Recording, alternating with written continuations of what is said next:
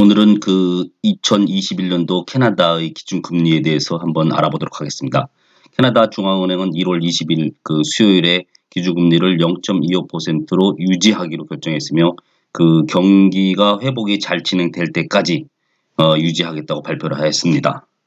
캐나다 중앙은행은 1년에 8번 만나서 은행이 모기지 및 저축계좌 관련된 금리에 영향을 미치는 콜금리의 목표로 알려진 기준금리를 정하기로 계획을 정했습니다.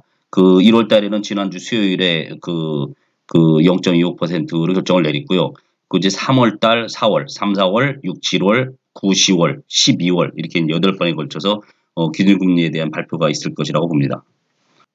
코비드-19 팬데믹이 2020년 3월에 이제 시작되면서 여러 차례 금리를 인하했습니다. 그러니까 이제 1월 달에 1.75%로 결정을 했다가 3월 4일 날 1.25% 인하, 3월 16일에 0.75% 인하, 그러다가 이제 3월 27일에 0.25%로 인하해서 현재 이루고 있습니다.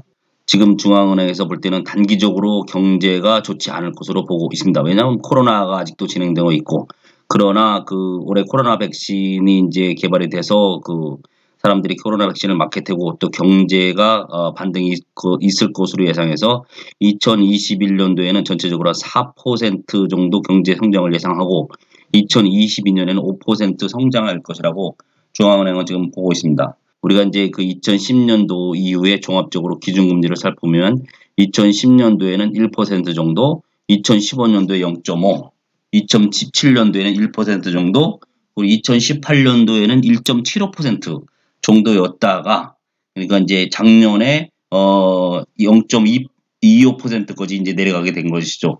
그러니까 이제 기준금리를 또 우리가 이제 예외적으로 살펴보면은 지금 1978년도에 석유 파동으로 인해서 이제 한때는 세상 최고치인 20%까지도 81년도 8월 달에는 20%까지 이제 기준금리가 됐었고, 뭐 최저금리라고 했어도 87년도까지는 뭐 7% 정도로 유지를 했었었죠.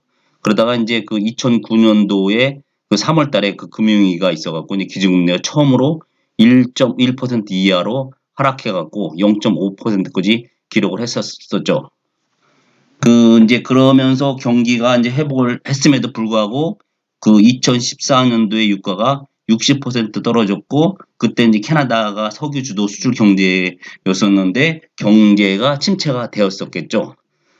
그러다가 이제 경제가 성장을 했습니다만은 2018년도하고 2019년도에 이제 계속적인 낮은 인플레이션으로 표시돼서 캐나다 은행이 이제 1.75%의 금리를 인상하지는 못했습니다. 지금 캐나다 중앙은행에서는 이제 유장 회복이 2023년도 이후에 확장될 것이라고 보고 있어서, 그러니까 2021년도 올해하고 2022년도에는 아마도 0.25%의 기준금리를 유지할 것이라고 예상됩니다. 그래서 이제 우리가 이제 예외적으로 석유 파동이라든지 아니면 금융위기라든지 그런 급격한 파격적인 상황이 맞닥뜨려지지 않는다고 그러면 올해하고 내년까지는 아마도 기준금리에는 큰 변화가 없으리라고 예상을 하고 있습니다.